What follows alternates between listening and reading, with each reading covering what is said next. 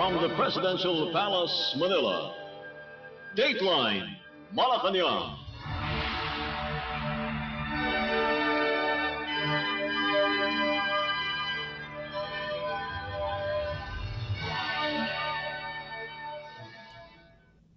Good day. This is Dateline Malacañang in review. Philippine Police General Benjamin Acorda Jr. on Monday formally bid farewell as the 29th Chief of the Philippine National Police or PNP. This after a 3-year extension that was given to him by President Ferdinand R. Marcos Jr.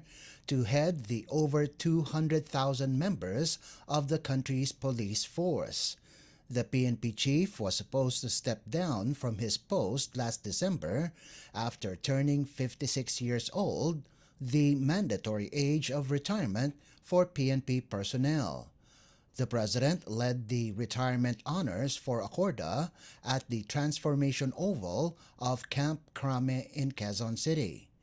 Under the leadership of Acorda, he was known for being a humble servant wherein he introduced the United Service. The chief executive has chosen Police Major General Romel Francisco Marbil to replace General Acorda as the next Chief PNP. Let's listen to the speech of Philippine President Ferdinand R. Marcos Jr. Today, what we witness is not just a change of command, but a pledge to stay the course and to step up work. In the PNP, leadership changes and new assignments are given, but the mission remains to serve and to protect our people. One goal also remains constant for the PNP, that the PNP does not sit content on its laurels won, but works hard to win more souls. The PNP tradition that as soon as the bar is surpassed, it is then raised.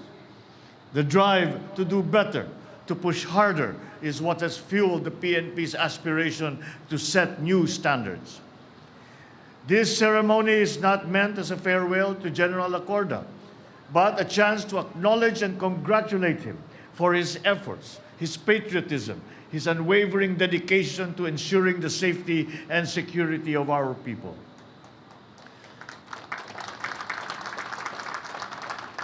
During his time as Chief PNP, he introduced the 5 focused agenda, which guided the organization towards more honest law enforcement operations, enhanced information technology capabilities, and stronger community relations.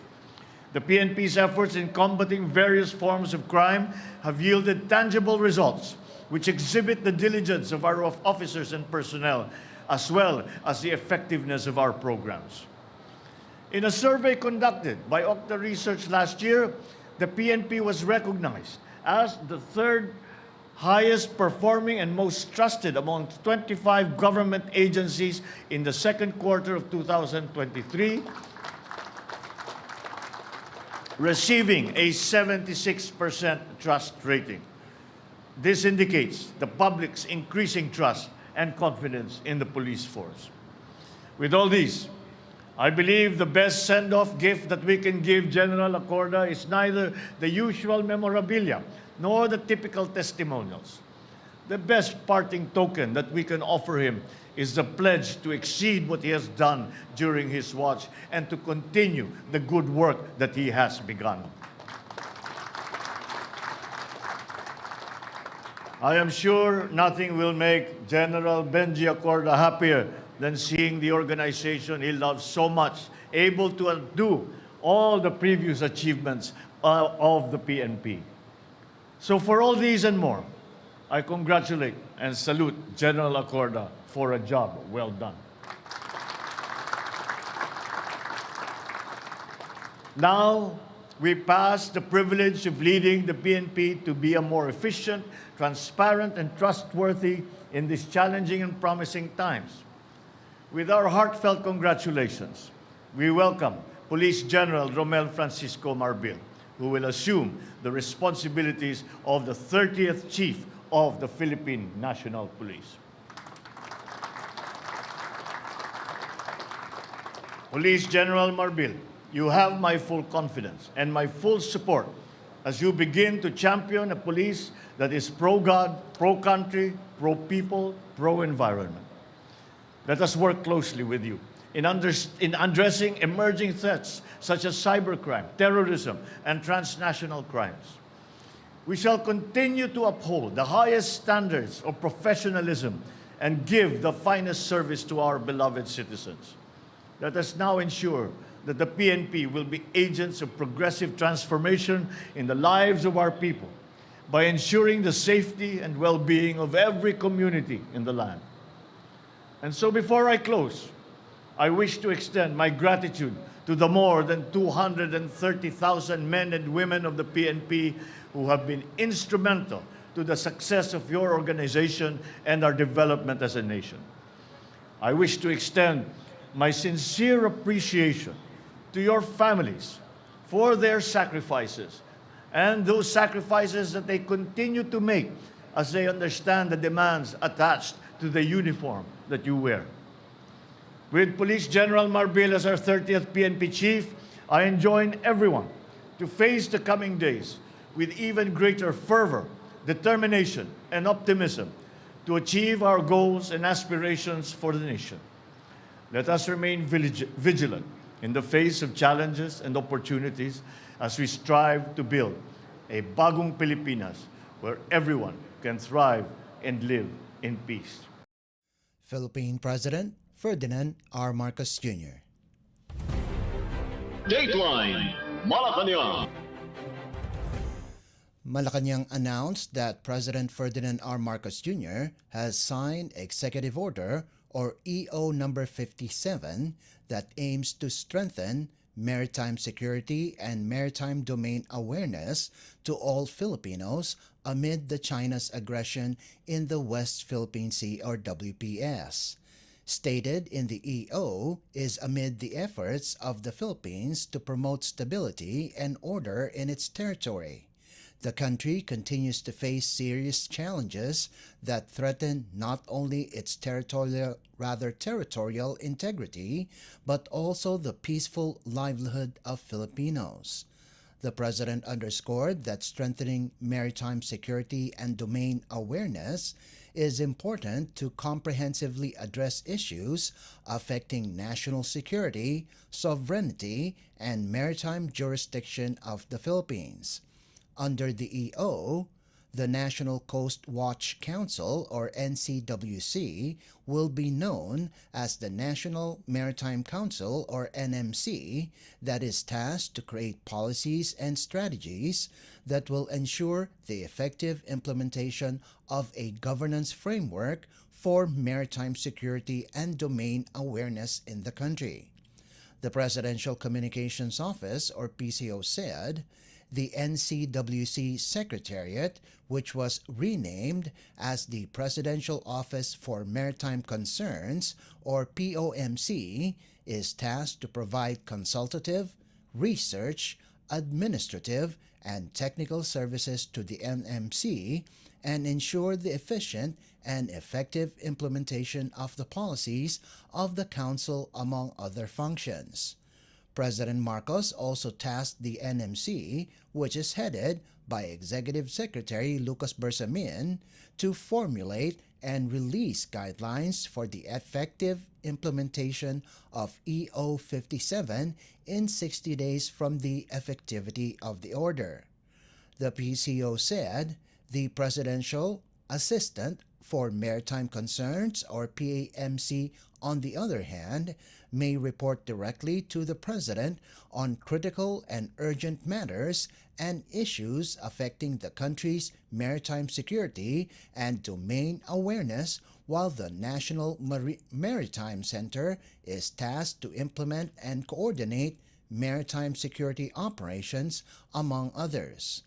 Among those that will serve as members of the NMC are the Department of National Defense, or DND, National Security Advisor, or National Security Council, Department of Agriculture, or DA, Department of Energy, or DOE, Department of Environment and Natural Resources or DENR, and the Department of Foreign Affairs or DFA.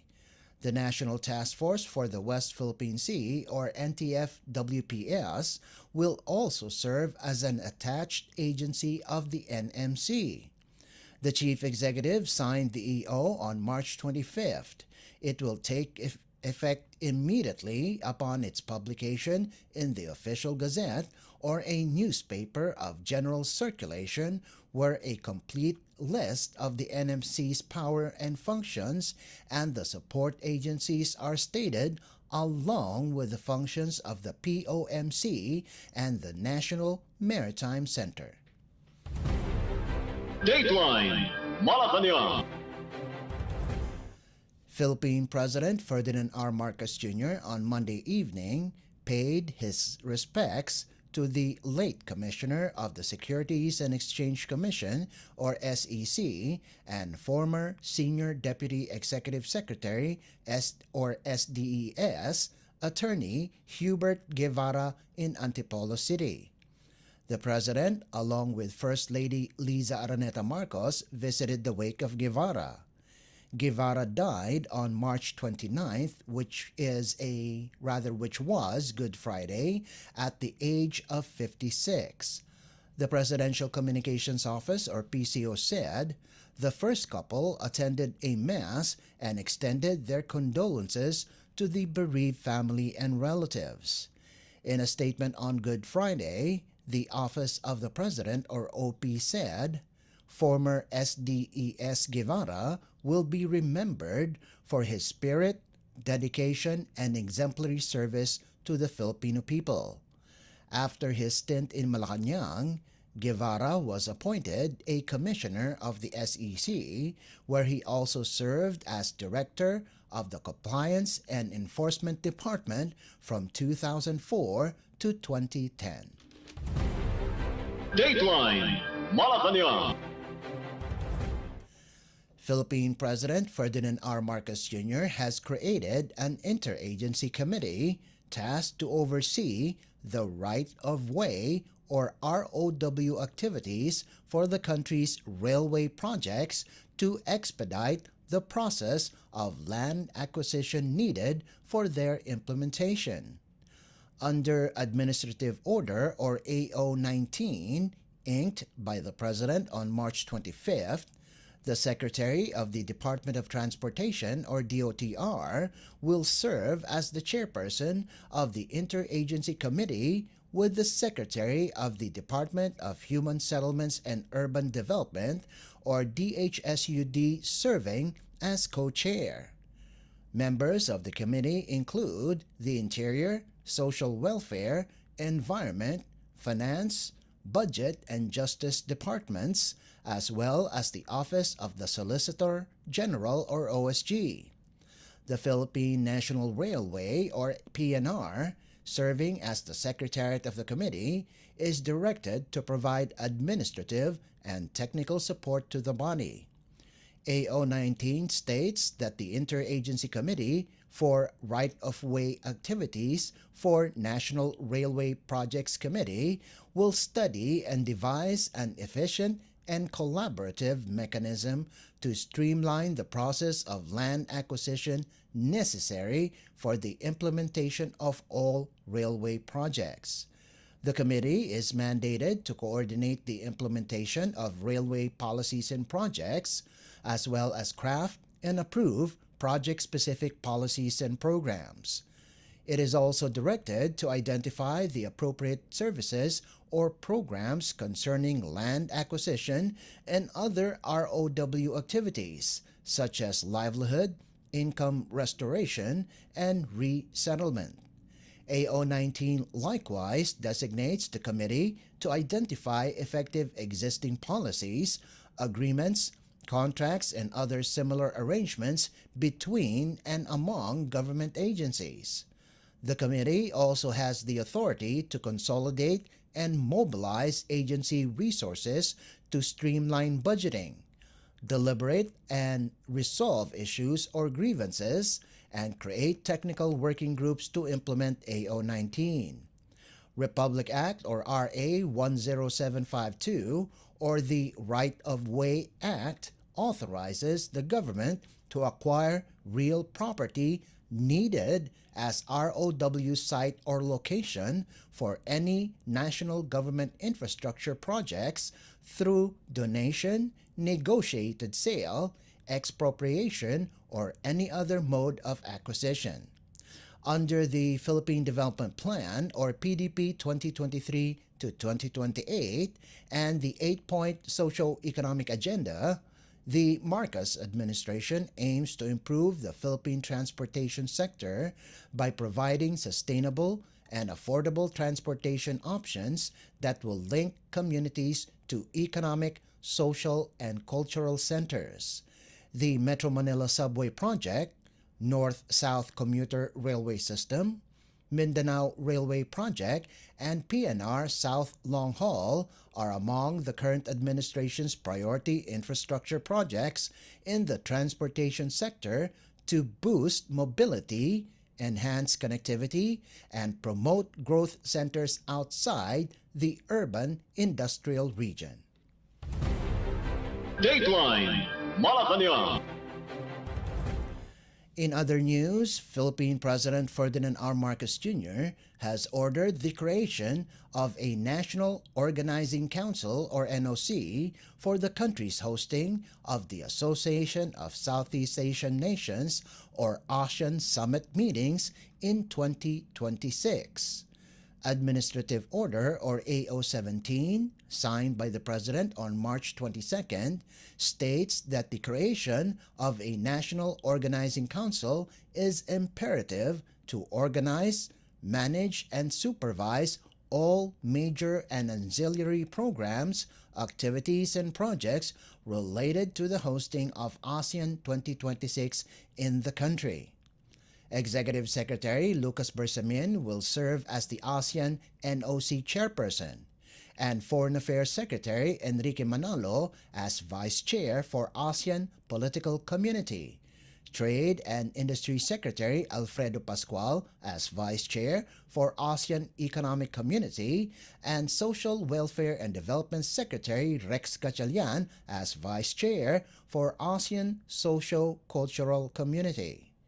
Members of the ASEAN NOC include the Secretaries of the Department of the Interior and Local Government or DILG, Department of National Defense or DND, Department of Public Works and Highways or DPWH, Department of Transportation or DOTR, Department of Tourism or DOT, Department of Budget and Management or DBM, and the Presidential Communications Office or PCO. Local chief executives of localities selected to serve as sites for the ASEAN 2026 hosting may also be invited as special members of the ASEAN NOC.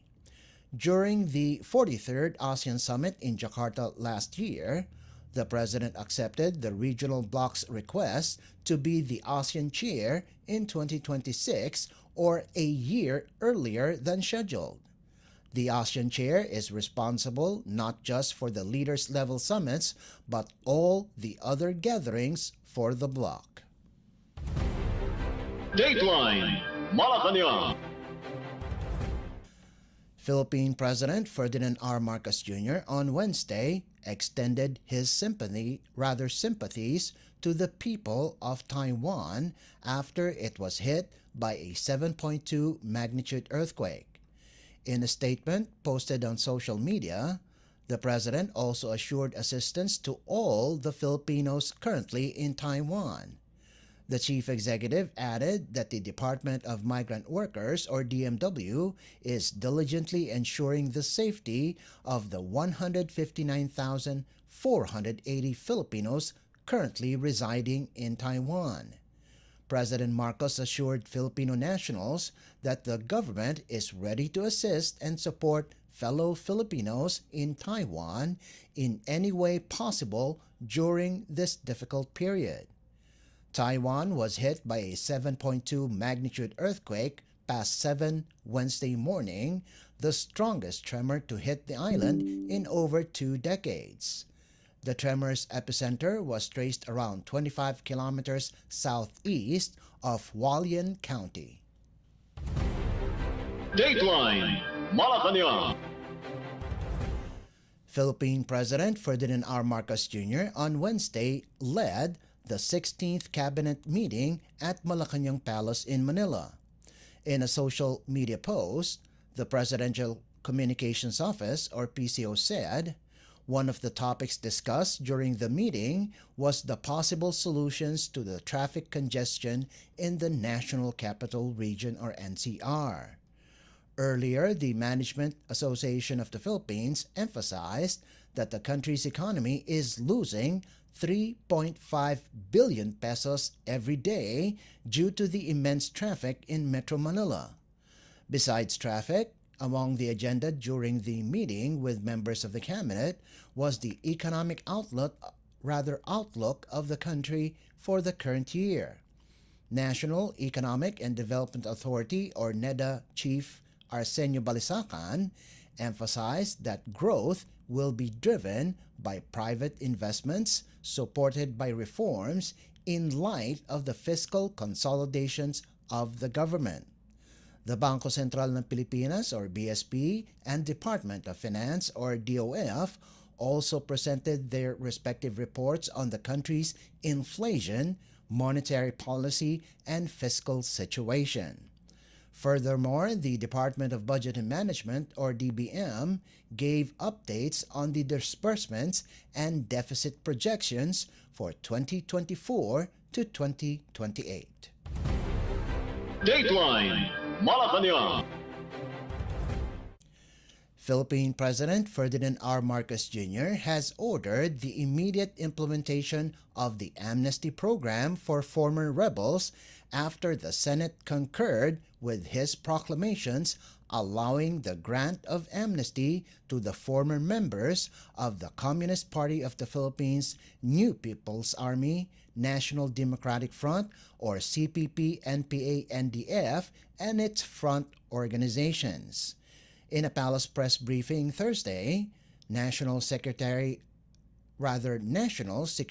Advisor, Secretary Eduardo Año said, the directive came during the 5th National Task Force to End Local Communist Armed Conflict, or NTF-LCAC, Executive Committee meeting with the Chief Executive in Malacañang. According to Año, an initial 1,500 former CPP-NPA members have already signified their intention to apply for the amnesty program. Let's listen to the statement of National Security Advisor, Secretary Eduardo Año. The NTF-LCAC is pleased to report the results of the 5th EXICOM meeting of the NTF-LCAC. The President has directed the immediate implementation of the amnesty program for the remaining members of the CPP-NPA-NDF, since Congress has already concurred with the proclamation. I am joined today by Secretary Charlie Galvez, who will give us the details of the amnesty program.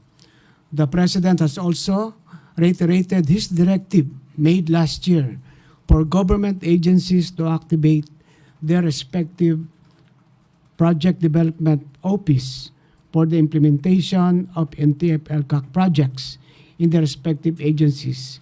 He asked the DILG to share the template of the DILG EO70 localization PMO to all national government agencies for their reference. The Barangay Development Program, or BDP, was established with the end goal of bringing development to conflict-affected communities. Since the program's inception, a total of 30.4 billion pesos have been allocated to benefit some 4,501 barangays nationwide that were cleared of NPA influence. However, under the 2024 General Appropriations Act, only a total of 2.6 billion or 2.5 million per barangay was appropriated. The President said that the 2.5 million per barangay is small. He said, we have to do more, we have to do better than that, and we will try to reach 10 million per barangay. The President has directed the Cabinet to increase the financial support to the 846 BDP barangays for 2024. He tasked the DBM to allow the 846 barangays to access the FALGU, or the financial assistance to LGU, so that the requirements for farm-to-market roads and water system and sanitation can immediately be funded this year. The DILG and the DBM will crunch the numbers and work out the immediate implementation of the President's directive. The President also directed the NTF-ELCAC to propose specific programs and projects for continuous implementation of projects for the 5,430 barangays that have been part of the BDP program since its inception. The President also directed the Cabinet to study the proposed 2024 to 2028 NTF-ELCAC roadmap. He directed the OPAPRO and the DND to submit their comments which seeks to institutionalize the NTF-ELCAC's transformation program for combatants, their families, and barangays. Under the proposed roadmap, the NTF-ELCAC has crafted a roadmap to ensure a path to unity, peace, and development during the term of the Marcos administration. The roadmap has two tracks. Track 1 addresses the primary issues and root causes of the communist armed conflict, emerge strong and dynamic communities, and institutionalized peace and development initiatives.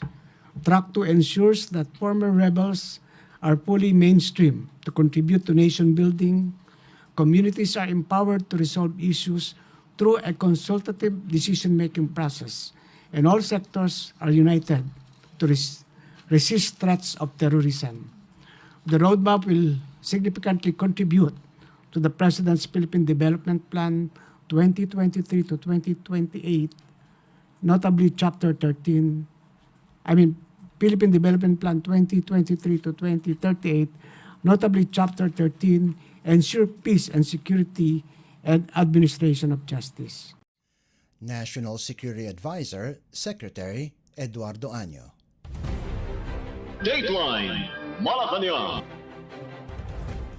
Philippine President Ferdinand R. Marcos Jr. on Thursday welcomed the commitment of the Hong Kong and Shanghai Banking Corporation, or HSBC, to support the government's economic agenda and continue to invest in the Philippines. HSBC Holdings Group officials, led by its chairman, Mark Tucker, paid a courtesy visit to the President at the Malacañang Palace and expressed its intention to continue expanding in the country. Tucker said that HSBC, which has been operating in the Philippines for almost 150 years, is interested in expanding its investment in the Philippines, particularly on foreign direct investment, or FDI, saying it supports FDI by a number of different ways. For his part, the chief executive acknowledged the significant contributions of HSBC to the Philippine economy, pointing out the interconnections it has made in the country. The President added that the private sector is among the country's great economic partners.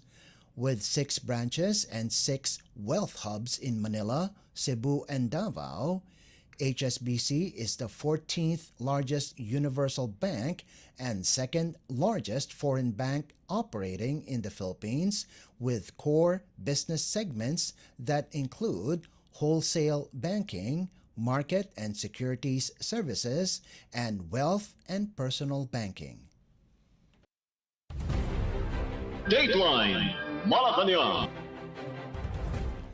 Philippine President Ferdinand R. Marcos Jr. on Thursday said that the trilateral agreement between Japan, the Philippines, and the United States is one of the building blocks of peace and stability that is good for the region.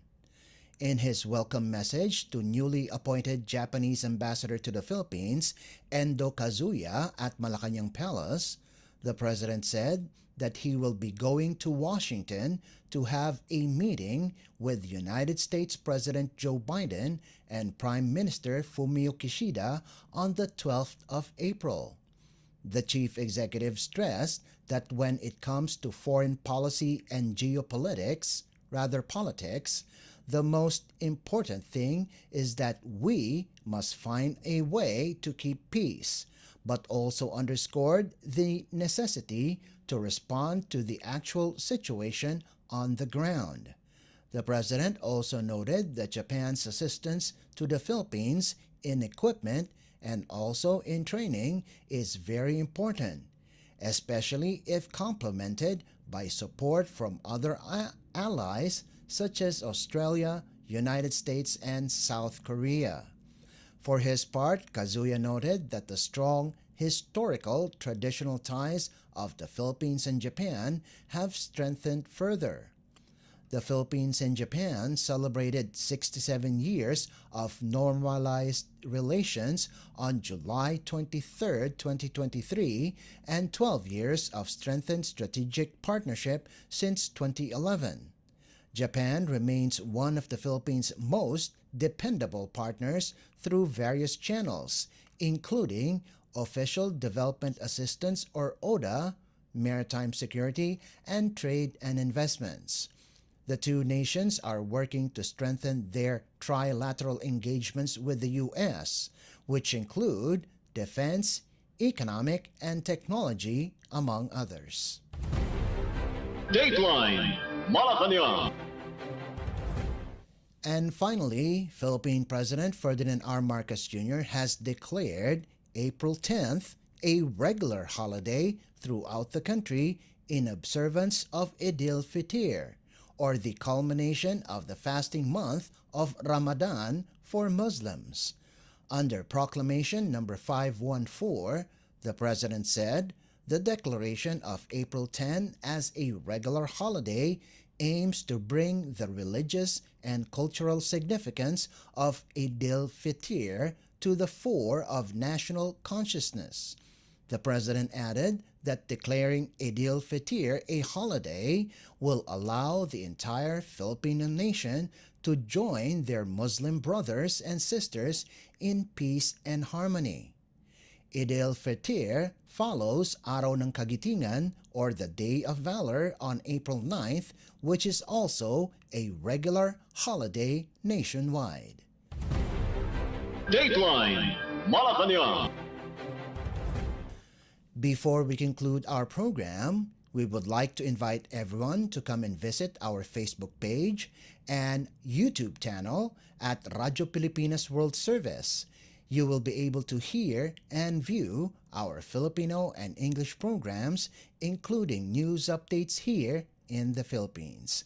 Kindly subscribe, like, and share our posts as well.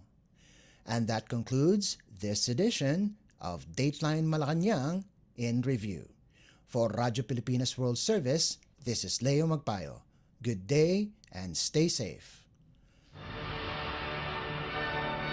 From the Presidential Palace, Manila, Dateline Malacañang.